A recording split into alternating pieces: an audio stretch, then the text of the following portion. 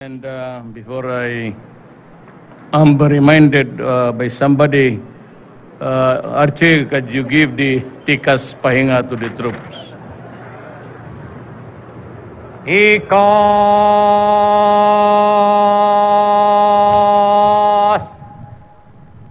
Ha! Pinuno, Kas, Ka! Before acknowledging everybody and anybody, I'd like to just issue a warning. Not give, but issue talaga. That kayong mga pulis na sa droga, na sa kidnap o ransom, kung anong-anong krimen na pinapasok ninyo, pagdating ninyo sa bilibid, ang sasalubong sa inyo ay si De La Rosa. Paano yan? At, sir, bago ako makalimutan, kasi I'm reading a speech, I'd like to address myself to General Agbayalde. Sir, you do not owe anybody anything for what you achieve in your life. It's your credentials. At kung may pagpasalamatan ka, yung Diyos which gave you the life until now to survive the rigors of your occupation as a law enforcer. At the most telling, sir, na recommendation or endorsement, maniwala ka o hindi, galing sa kapwa mo pulis. Kasi yung sinabi ko sa kanila, tinatanong ko po, sino yung gusto ninyong pumalit kay Bato? Ay, sabi ko, ito si Agbayalde. Anong estilo nito? Sir, wag yan, sir. Masyadong mahigpit at stricto. Mahihirapan kami. Sabi ko, ganon. Balik ako kay Bongbong, tawagan mo si Mijaldia. Siya ang magiging bagong Director General sa pulis. Ayan, wala na kayong masabi sa akin, pinagbigyan ko kayo. Sabi niyo, wag yan, kasi stricto, pahirapan kayo, at nagbo-bullshit na tao. Tama yan. Trabaho lang, pati sundalo kayo. There's your different status from the other. Iba ang sundalo. Sundalo yung trabaho niya yung actually. So, it says that the Constitution, civilian in nature. But that does not remove from you from the commands, the layer of commands and everything that the soldier should follow. So, yun. So, I'd like to recognize the presence of the President, Fidel V. Ramos, Excellencies of the Diplomatic Corps, Executive Secretary Salvador Mijaldia, Interior and Local Government Secretary Anyo, the AFP members of the General Staff, Carlito Galvez, and the major commanders, the other members of the cabinet, former Police Director General Ronald De La Rosa, now Director of Prisons. Marami akong problema actually sa prison, even today. In 1988, I was prosecuting drug cases as an ordinary prosecutor. It was in the headlines then, drugs. It's now 2018. And to this, the broadsheets, ang newspaper natin, and the crawlers ng mga TV stations, nandyan lahat. May pinatay ng drogista, and even now I can bet my life na ang newspaper ngayon is all about drugs. It is every day, and it is eroding the country. If we do not strive to put a stop to it, destroy and neutralize the infrastructure of drugs and the men and women behind it, we would have failed the nation. At wala po akong masabi, if I retire to complete my term, paano ko harapin ang mga tao kung saan-saan na lang ang droga na binibenta dito sa mga sari-sari store na. It cannot happen. I said, I will put a stake, my life, honor, and the presidency itself.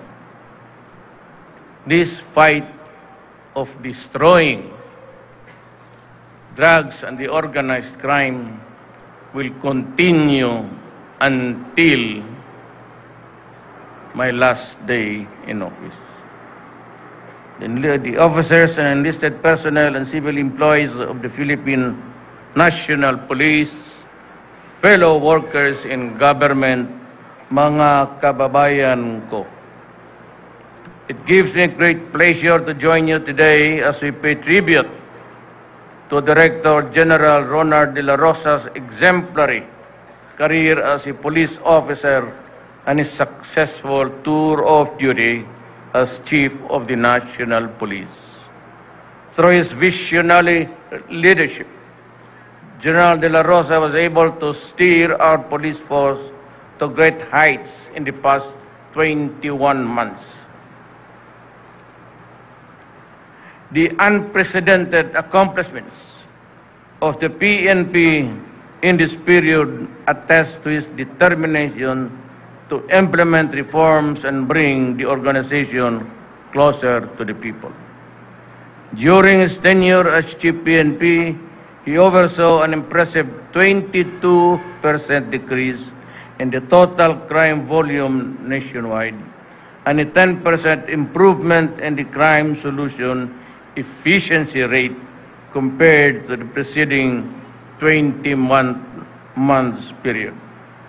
This is highlighted by the PNP's notable contributions to the anti-illegal drug operations, which led to the arrest of more than 130 suspects, the voluntary surrender of more than 1,002,000 drug personalities, and the confiscation of 23 billion pesos worth of illegal drugs.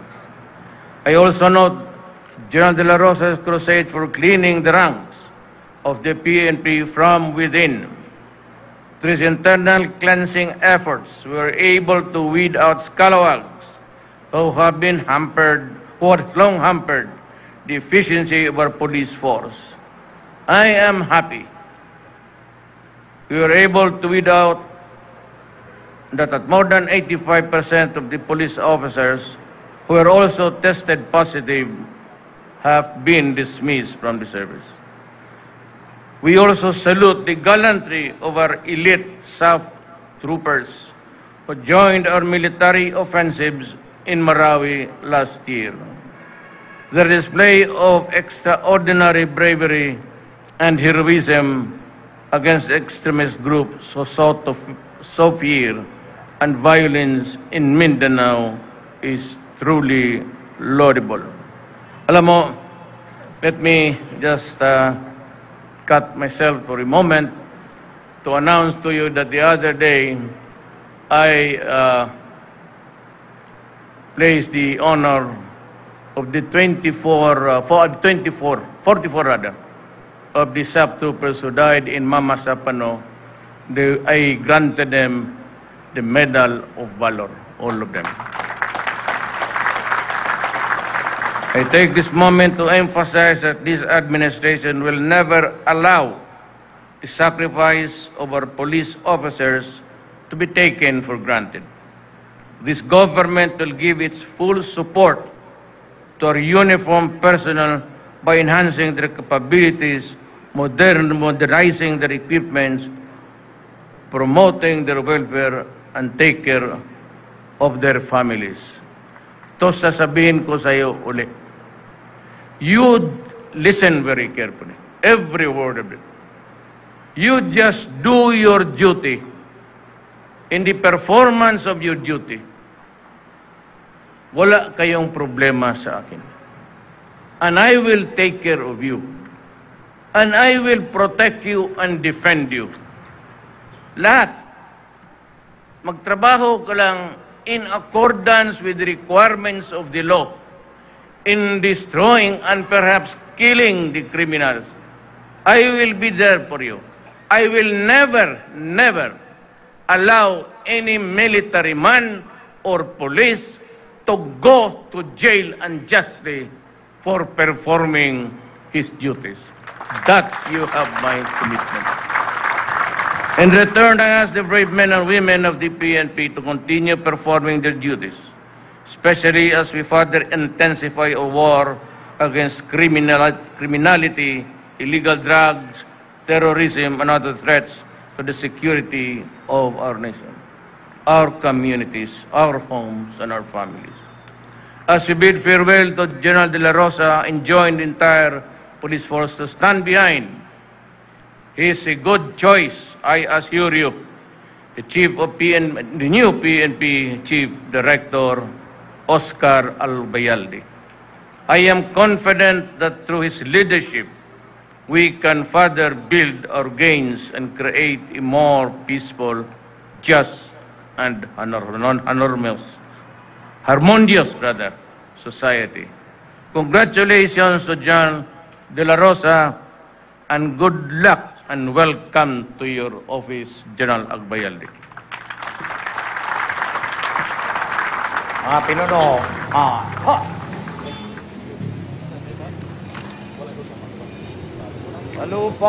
At yan po ang katatapos lamang na talumpati ni Pangulong Duterte sa PNP Change of Command Ceremony.